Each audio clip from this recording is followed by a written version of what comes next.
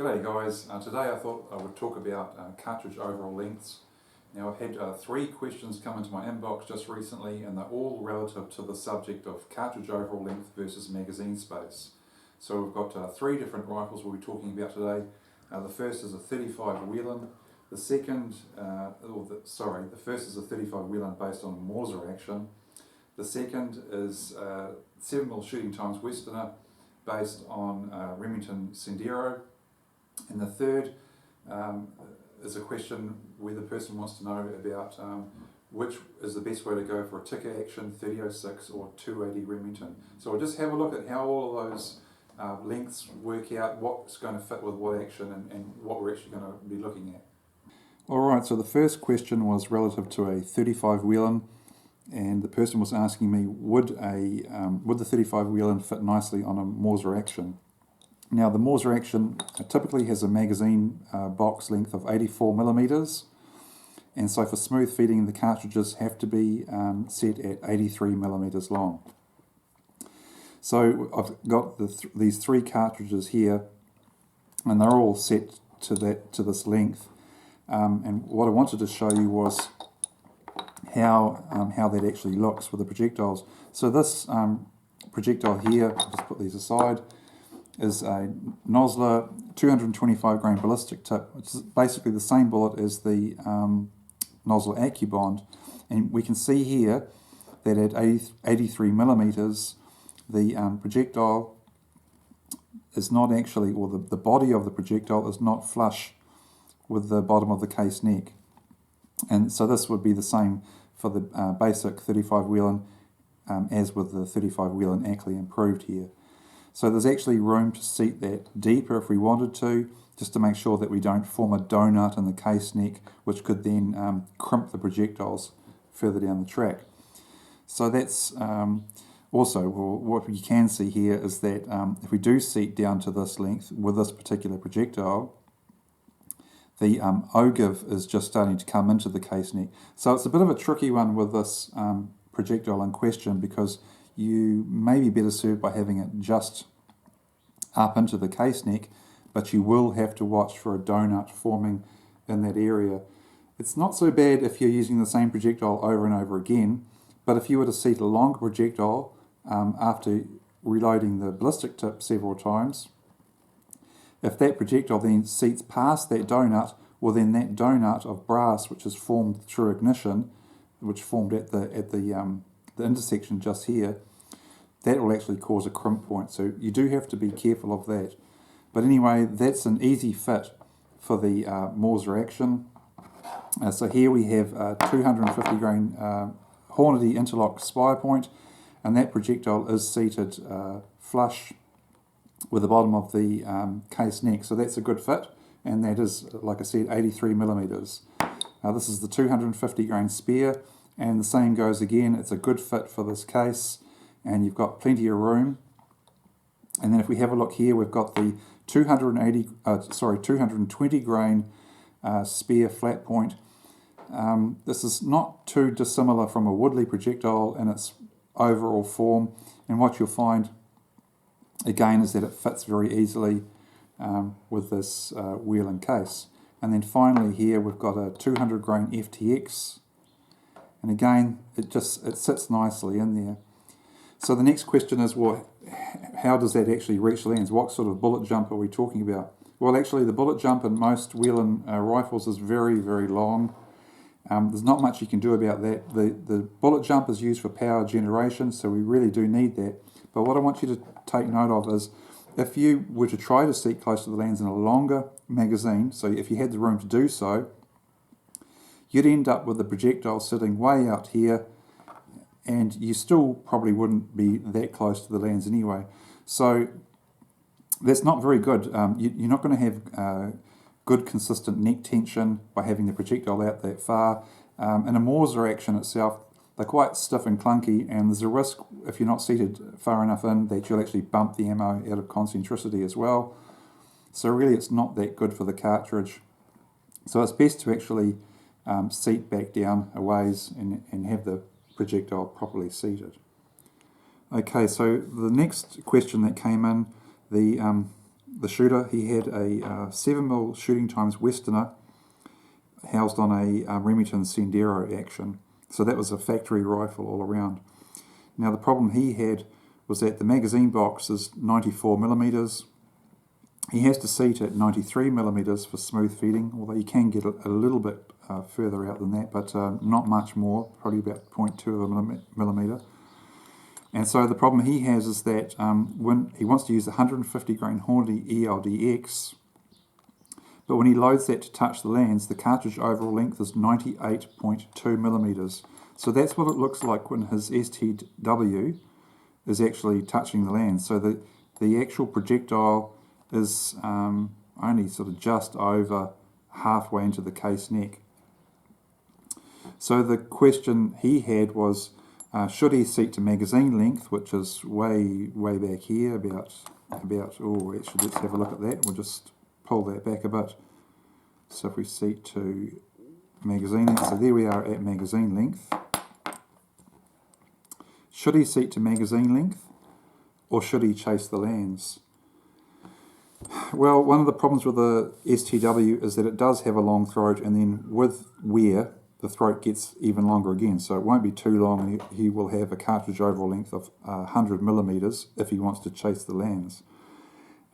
So generally speaking, I mean, he could, for his long range shots, he could try and seat close to the lands, but generally speaking, the STW is best served with a white magazine box in the Remington action. So that means actually machining the bottom of the action and fitting a white magazine box to actually bring you out so that you can actually seat out to about 97mm. So you're still not going to get right to the lands, but you'll get a long way closer. Alright, so this is generally the problem with the STW and the 7mm rum, is whether we're going to be seating to magazine length or trying to chase the lands or fitting another magazine box. Now, if you want to try and seat to your magazine length, your existing magazine length, that's for the Remington 700, there's a couple of ways to approach it. One of the first things you can do is actually, rather than using a lightweight bullet like this is only 150 grains, is to actually utilise a longer projectile. So a projectile like the 180 grain ELDM is still a good game-killing bullet, but it just has a little bit more length to the body of the bullet. So that means that even though you're setting it quite deep, as that actually traverses the throat, there's more of a chance of it actually engaging the lands true to the land. So that means that it hasn't deviated from its path as it crosses that gap. So this is all about concentricity. That's all that really matters at the end of the day, is that concentricity. So that's one way to do it. Now, having said that, you may have heard people talk about secant ogre bullets being a little bit more finicky. Of course, the secant shape it's a very steep shape, and then when you've got the tangent shape, it's a slightly rounded ogre. So that is another way to approach it, is to use the likes of the Sierra TMK, so it's a tipped match king.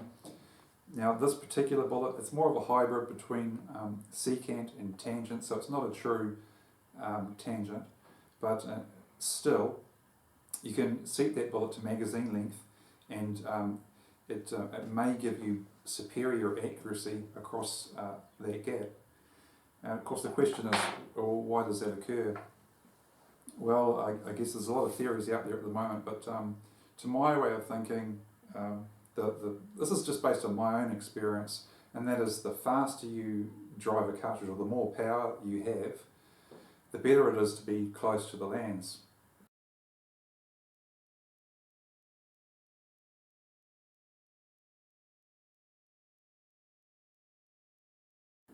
And to my way of thinking, it's more about how that strikes the lands harmonically. So if you're very close to the lands and the cartridge ignites, it meets the lands pretty much straight away, and then it develops that pressure wave thereafter. Whereas if you have a long jump and a sudden stop, you have this period of ignition where the projectile is starting to leave the case and then all of a sudden that inertia is interrupted as it strikes the lands, and so that creates this harmonic upset. And I think sometimes that's a part of what causes problems with accuracy. So to my way of thinking, the slower the cartridge, generally speaking, the easier it is to obtain good accuracy with quite a lot of bullet jump. And of course, the faster the cartridge is, then by that, if you can, how would I put it? The more flexibility you have with seating depth, the better, because then you've got more room for experimentation. So the longer the magazine, the more you will be able to seat at the lands, just off, quite a way off, and you can experiment with that harmonically. But by harmonically, what we're talking about is timing, and that is when that projectile leaves the muzzle. So that's really what you're altering, is how that barrel whips and when it lets go of that projectile. So if you were going to be setting the 7mm STW to magazine length, those are some ways to look at it. One is to use a long projectile which is either still in the case mouth as it strikes the lands, or has only just left the case mouth and is still quite true to the bore. Another way is to use that tangent shape. That can help. You can really you can accentuate that even further by going with the likes of a spear 160 grain boat tail soft point. So let's say you've got a rifle that's causing you huge amounts of problems and you just don't know what to do with it. Well, the spear bullet is a very simple way to just get the rifle up and running and get out hunting, for two reasons. One is the shape of the projectile, but also the copper, the thin sheet copper that they use. That particular projectile swages to the bore nicely. It's not very finicky. You can usually get a rifle up and running without too much fuss. So if you've been getting a lot of headaches, a lot of stress, the spear boat tail soft point, that's a pretty good way to go. Okay, so the next consideration was seating the STW right on the lands. So in that case, for this reader, he would be single feeding because he doesn't have that white magazine box. Now, if he wants to seat close to the lands, that's fine. It'll just be that inconvenience of having a cartridge which doesn't fit in your magazine. But what I would like to draw your attention to is how you would go about load development under those circumstances. So let's say you wanted to test both at magazine length and also on the lands or just off the lands. So in that case, we need to be mindful of pressure development. So if you seat on the lands, they can raise pressures slightly, and then as you come back off the lands, what you'll find is that pressures come down. But then as you bring the projectile further back into the powder column, pressures go back up again. So it can be quite unpredictable as to what the outcomes will be, depending on what length you're seating to. Now, in this case, the reader, he'll be using fairly high charges of H1000 or 2217. So as he comes back down to that 93mm length, there is a possibility of actually jacking the pressures up that way, just as much as if he were to go forwards. So what I would suggest, the reader, he actually asked me to advise on loads. Well, I wouldn't go there because for a start, with the STW, we really don't know what kind of condition the actual throat is in, how much wear it's had. So there's no way for me to predict what the pressures will be. So it's best for him to actually start with book loads and then work his way up. So if he wants to have two different loads running, where one's magazine length and one's just off the lands, so 10 thou or 0.2 mil off the lands, well then what he could do is start midpoint with book loads and then just do two shot groups. And let's say he wanted to use the 180 grain EIDM, well then what he could do is use two shot groups up until he gets to 3,000 feet per second. And the book loads are pretty anemic, which is quite good because they are quite safe. And with this 180 grain EIDM, well, it's actually about half a thou oversized compared to other bullets, so it does jack up pressures. Therefore, we do need to be extra careful and stick to those book loads until we know or we have other data. So realistically, what he should be doing is starting with those two different projectile lengths and starting midpoint with the book and then working his way up. And once he hits 3,000 feet per second, after that, he can go to 3 shot groups and going up in half grain increments. And what I would be looking for there with a 180 grain bullet is for sweet spots between, say, 3,000 and 3,060 feet per second. So that's how I would approach that. But finally, with this STW, the one thing I do want you to keep in mind is this was one of the reasons why I designed the 7mm practical.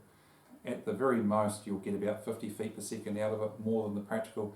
But generally speaking, from what I've seen, you're talking about 25 feet per second difference.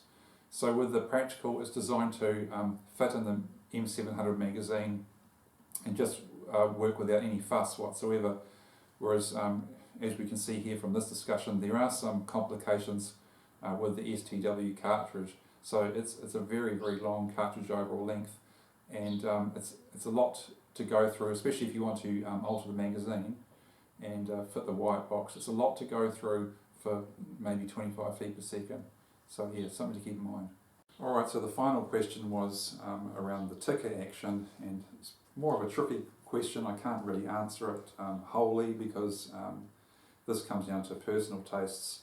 But the reader was asking me which would be better, the 280 Remington or 280 Remington Ackley improved versus the 3006 on ticker action.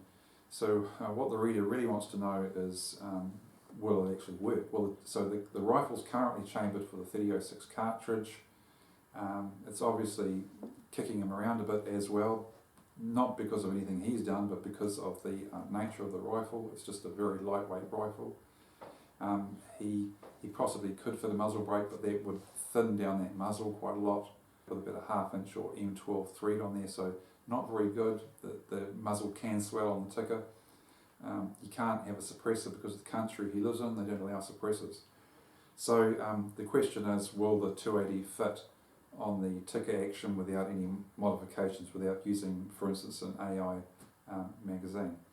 Well, the short answer to that is that the 280 Remington was designed with a cartridge overall length of about 88mm.